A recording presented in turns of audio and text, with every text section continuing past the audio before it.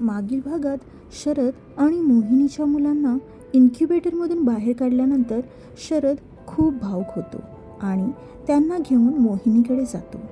मोहिनी अजूनही कोमामध्येच असते, पण आपल्या बाळांचा आवाज ऐकून 2 महिन्यात काहीही प्रतिसाद न देणाऱ्या मोहिनीच्या डोळ्यातून अश्रू येऊ लागतात. आता पुढे. आता जवळजवळ 15 दिवस होत आले होते.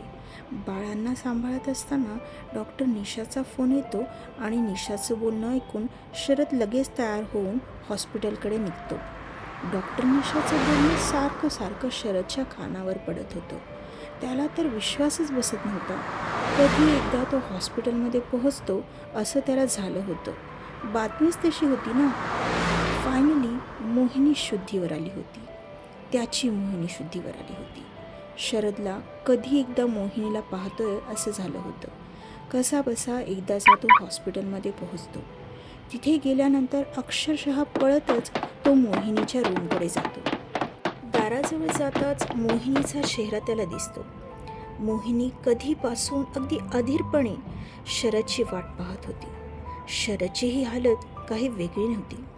मोहिनीला असं पाहून शरद 2 सेकंद श्वास घ्यायचाच विसरला होता. तो एकटक मोहिनीकडेच पाहत होता. आपसुकच त्याच्या डोळ्यातून अश्रू वाहू लागले होते. त्याला अजूनही दारातच उभं राहिलेलं पाहून मोहिनी म्हणाली, आता असंच वेड्यासारखा तिथेच थांबणार आहेस की मला इथे येऊन तुझ्या मिठीत घेणार आहेस? मोहिनीचं बोलणं ऐकून शरद भानावर येतो आणि पळतच मोहिनीकडे जाऊन तिला मिठी मारतो. दोघेही इतक्या दिवसांच्या विरहानंतर भेटले होते, त्यामुळे दोघांचाही ऊर दाटून आला होता. मोहिनी तर बेशुद्ध अवस्थेत होती, पण डॉक्टर निशाने मोहिनीला सर्व काही सांगितलं होतं ती शुद्धीवर आल्यानंतर. त्यामुळे मोहिनीला शरदची अवस्था कळत होती. कोमामध्ये असली तरी ती शरदला आपल्या आसपास असल्याचं अनुभवत होती.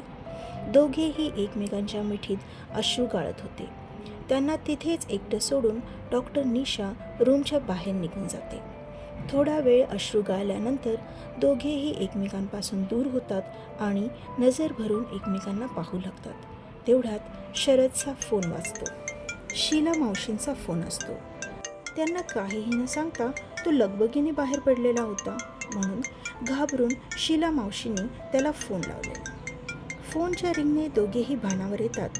शरद स्क्रीनवर पाहतो तर शीला मावशींचा फोन असतो. शरदला एकदम आठवतं की त्याने मावशींना काहीही सांगितले नाही आणि तो तातडीने हॉस्पिटलमध्ये आला होता. शीला मावशींना मी सांगितलंच नाही, गडबडीतच आलो.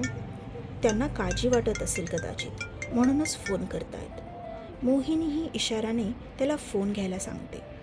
फोन उचलल्यानंतर शरद मावशींना सर्व काही सांगतो.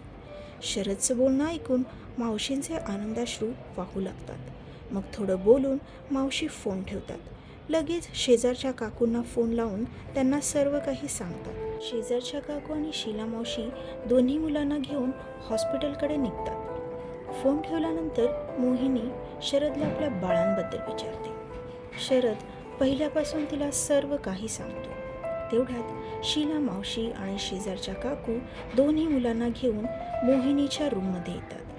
आपल्या दोन्ही मुलांना पाहून मोहिनीचे अश्रू अनावर होतात. शरद तिला समजावतो आणि ती आपल्या दोन्ही मुलांना आपल्या हातांवर घेते.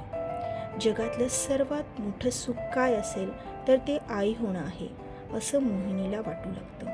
ती स्वतःला सर्वात लकी समजू लागली होती. ती दोन्ही मुलेही एकटक त्या नव्या चेहऱ्याकडे पाहू लागली. आजचा हा पाठ कसा वाटला नक्की कळवा. धन्यवाद.